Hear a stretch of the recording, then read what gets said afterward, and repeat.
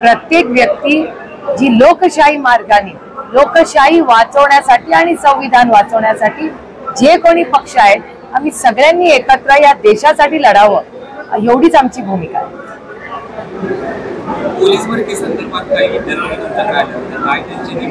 सातत्याने पोलीस भरतीच्या गेले 1-1.25 महिने झाले युवक आणि युवती मला भेटत असतात.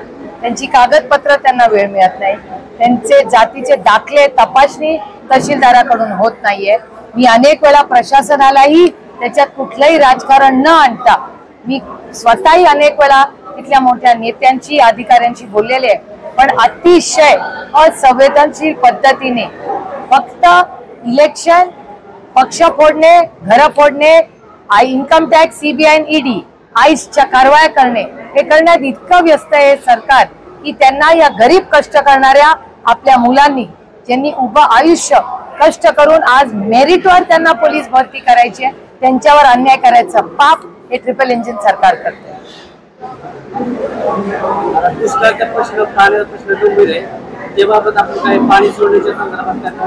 मी 3 महिने मागणी करते, आज नाही, 3 महिन्यापूर्वीच आम्हाला सगळ्यांनाच माहिती होतं ही परिस्थिती होणार आहे.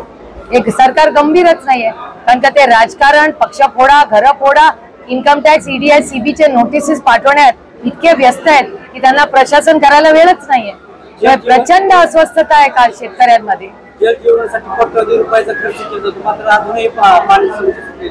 दौंड, इंदापूर मधल्या पत्रकारांनी अनेक वेळा मला सांगितलेलं आहे की जल जीवन मिशनची ही मागणी पत्रकारांकडून सातत्याने येते. मी महाराष्ट्र सरकारला 2 महिन्यापूर्वी विनंती केली होती की जल जीवन मिशनची संपूर्ण महाराष्ट्राची श्वेतपत्रिका काढा, दूध का दूध, पानी का पानी हो जाए. मला काय आश्चर्य वाटत नाही हो. अरविंद केजरीवाल यांच्यावर जो अन्याय होतो हा अतिशय दुर्दैवी आहे. काली इंडिया आघाडीच्या वतीने एक खूप मोठी सभा ही दिल्लीला झाली आणि आम्ही पूर्ण ताकदीने केजरीवाल कुटुंब आणि आम आदमी पार्टीच्या मागे पूर्ण ताकदीने उभे आहोत. अडचणीचा काळ आहे, संघर्ष काळ आहे, पण हम लढेंगे और जीतेंगे.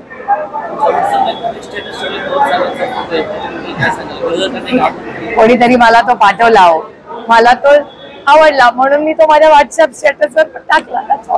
सध्या परिस्थिती कशीच आहे, त्याच्यामुळे तुमचे आशीर्वाद आणि त्याबद्दल आभार.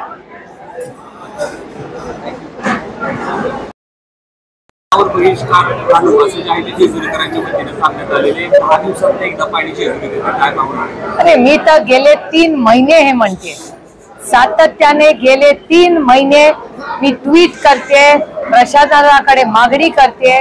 मी भेटी घेतली प्रशासनाची की बारामती मध्ये आणि पुणे जिल्ह्यामध्ये अनेक भाग असे आहेत जिथे प्रचंड पाण्याचा प्रश्न आहे. प्रशासनाने अनेक वेळा शब्द दिला, पण यंत्रणा प्रशासनाची महाराष्ट्र सरकारची कुठेही दिसत नाही. हा पूर्णपणे ट्रिपल इंजिनच्या या खोके सरकारचं अपयश आहे की पाण्याच्या बाबतीमध्ये कुठलंही नियोजन दुष्काळासाठी हे सरकार करत नाही.